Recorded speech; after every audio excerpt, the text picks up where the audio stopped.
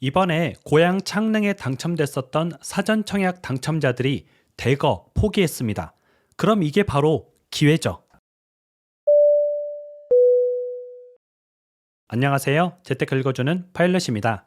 제가 3기 신도시는 정말 좋은 곳이다. 가성비가 좋다. 그래서 여러분들이 노려보면 좋을 것 같습니다. 라고 말씀을 드렸었죠. 그래서 3기 신도시의 사전 청약 같은 경우는 경쟁률이 정말 치열했습니다. 분양가도 굉장히 합리적이었고 위치도 좋다 보니까 굳이 청약을 안 할 이유가 없었던 거죠. 그런데 이 3기 신도시가 지금 이제 예상 분양가보다 분양가가 1억 정도 올랐습니다. 그러다 보니까 야 이거 뭐야 싸다더니 이거 싼 거 맞아? 하면서 사전 청약에 당첨됐었던 당첨자의 4분의 1이 본 청약에서 계약을 포기한 거죠. 그런데 실은 저는 이게 좀 기회라고 보거든요. 왜냐하면 사전 청약 당첨자가 아닌 일반 사람들이 할 수 있는 일반 물량이 늘어나게 됩니다. 사전 청약에서 포기했던 400가구 정도가 일반 물량으로 넘어오면서 일반 물량이 2배 정도 늘어나게 된 거죠. 그리고 실은 1억 정도 오르긴 했지만 GTX라는 엄청난 호재가 이제 또 들어가거든요. 그래서 GTX가 들어가면서 실은 이제 분양가 1억 오른 게 그래도 주변의 시세보다는 저렴할 것이다 라는 저의 판단이고요. 그 내용에 대해서 오늘 한번 같이 공부해 보도록 하겠습니다. 3기 신도시 고향 창릉이 본 청약을 실시하고 있죠. 그래서 사전 청약에 당첨됐던 사람들은 본 청약에 이제 계약만 하면 돼요. 그런데 사전 청약에 당첨됐었던 당첨자 중에서 4명 중에 1명은 포기했습니다. 그러니까 본 청약을 안 한 거죠. 비율로 따지면 25% 정도 되는 비율이고요. 굉장히 높은 비율로 포기를 했습니다. 숫자로 보면은 사전 청약 당첨자가 1,401명이거든요. 그런데 본 청약에 이제 신청한 사람이 1,028명, 대략 400명 정도가 이제 본 청약을 안 한 거죠. 이렇게 많은 사람들이 본 청약을 포기한 이유는 제가 앞에서 말씀드린 대로 분양가가 1억 이상 높아졌습니다. 물론 사전 청약할 때 본 청약 때 분양가가 높아질 수 있습니다. 공사비나 인건비, 물류비 이런 것들이 오르면서 공사비가 높아질 수 있습니다. 라고 고지를 하기는 했어요. 그런데 내가 생각했던 것보다 분양가가 높은데 라고 생각하면서 이 높아진 분양가 때문에 계약을 포기한 거죠. 그럼 우리도 그런 생각이 들잖아요. 그럼 우리도 안 해야 되나? 우리도 하지 마? 이런 생각이 드는데 저는 이제 일반 청약 같은 경우는 하는 걸 추천드립니다. 그 이유가 뭐냐면 첫 번째로 이제 경쟁률이 조금 낮아질 거거든요. 물론 제가 방송을 하면 경쟁률이 다시 높아지긴 할 겁니다. 그런데 이제 그냥 일반적으로 보면은 늘어난 일반 청약 물량 저기에서 이제 선발됐었던 사전 청약 같은 경우는 특공이 많았어요. 특별 공급. 그런데 그런 특별 공급으로 다시 공급하는 게 아니라 이 물량을 그냥 일반 물량으로 이제 푼다고 하는 거죠. 그래서 일반 물량이 391가구밖에 안 됐었는데 지금 764가구로 2배 정도 증가를 하게 됩니다.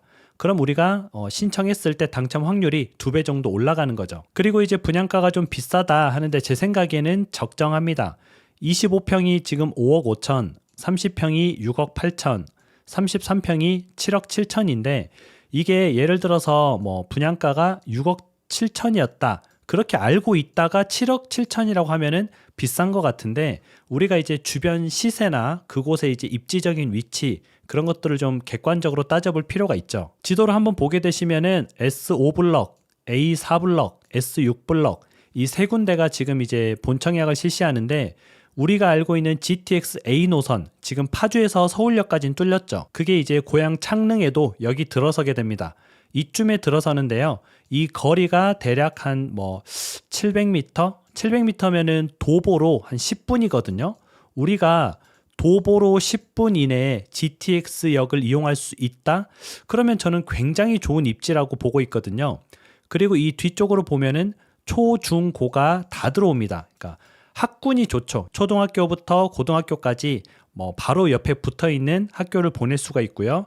GTX역까지는 도보로 10분이기 때문에 이거 타면은 서울은 금방이죠. 아마 강남까지는 대략 10분 정도 걸릴 걸로 예상이 되는데 그러면 입지적으로 보면은 굉장히 좋은 위치다 이렇게 보면 되고요. 이게 도보로 걸어가기 어렵다. 예를 들면 여기 있다. 그러면 이렇게 좀 비싼 가격을 쳐주는 게 맞나? 저도 그렇게 생각이 드는데 도보로 GTX역을 10분 이내에 이용할 수 있다. 이거는 엄청난 메리트입니다. 그리고 주변의 시세를 한번 보면요. 주변에 이제 향동동이라는 곳이 있습니다.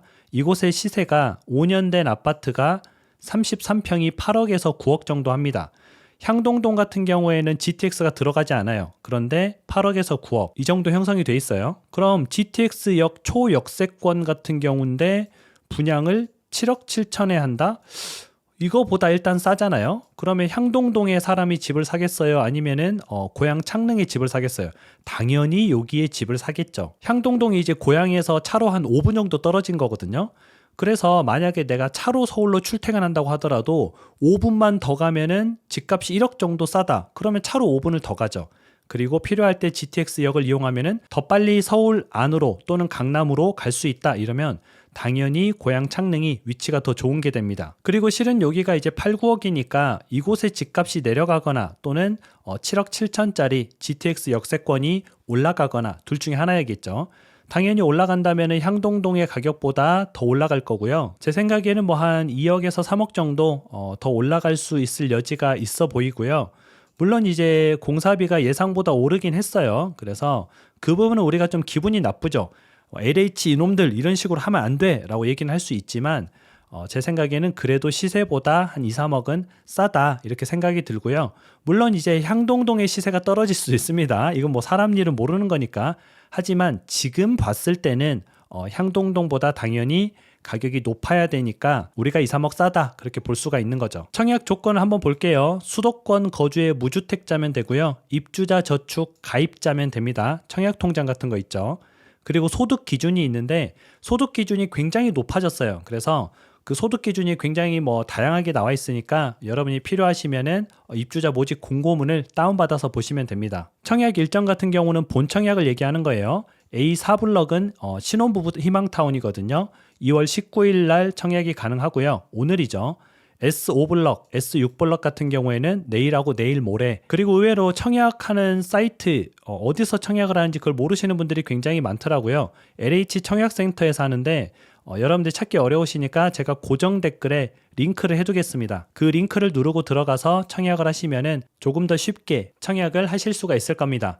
원래는 제가 좀 빨리 올려드려야 되는데 어제 이제 좀 그 일이 있었어요. 무슨 일이냐면은 이제 보육원 친구들 제가 해마다 보육원에 이제 많은 좀 도움을 주고 있는데 그 보육원에 초등학교나 초등학교 아직 입학하지 않은 친구들 27명 데리고 제가 롯데월드를 다녀왔습니다. 그래서 이제 저희 초로랑 신이까지 총 29명의 어린이들을 데리고 롯데월드를 다녀왔거든요. 굉장히 좀 뜻깊은 시간이기도 했는데 가슴이 좀 많이 아프더라고요. 이 친구들이 롯데월드라는 곳을 이제 처음 이제 가다 보니까 그 앞에서 안 가겠다고 이제 무섭다고 이제 우는 친구들도 상당히 있더라고요. 그래서 제가 아니야 여기 무서운 데 아니야 삼촌 믿고 들어가봐 들어가면 너 진짜 장담하는데 무조건 좋아할 거야 이렇게 설득하고 해서 이제 데리고 들어갔거든요. 그런데 이제 좀 아이들이 정말 신나게 재밌게 잘 놀고 뭐 밥도 잘 먹고 가는 이제 버스 안에서 제가 또 버스도 대절해서 이제 왔거든요. 이제 보육원이 강화도에 있다 보니까 그 안에서 이제 다 뻗어서 이렇게 자는 걸 보면서 굉장히 좀 뿌듯하기도 하지만 가슴이 좀 아프더라고요. 그래서 그거 하느라고 이걸 좀 이제 어제 올려드렸어야 됐는데 어제 못 올려드린 점 양해 부탁드리고요. 그리고 제가 이제 뭐 29명을 다 한꺼번에 제 2명까지는 되거든요. 초로랑 신이까지는 되는데 다 할 수 없으니까 저희 직원들 제파엑스 전 직원들 그리고 시차 전 직원들이 회사 문을 닫고 이제 같이 함께 이제 도와줬습니다. 아이들을 케어를 해줬거든요. 그래서 우리 직원들한테도 진심으로 좀 이 자리를 빌어서 감사하다고 말씀을 드리고 싶습니다. 제가 이렇게 좋은 일들을 계속 할 수 있는 건 여러분들 덕분에 그렇습니다. 여러분들이 뭐 제가 하는 여러 가지들을 많이 도와주시고 참여해 주시고 하셔가지고 제가 거기서 뭐 또 돈이 남으면 이렇게 또 좋은 데 쓰고 하고 있기 때문에 다 여러분들이 해준 거다.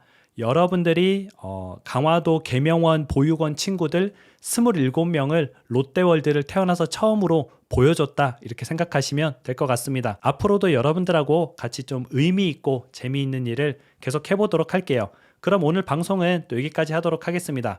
여러분들 행복한 하루 되세요. 다음에 다시 만나요.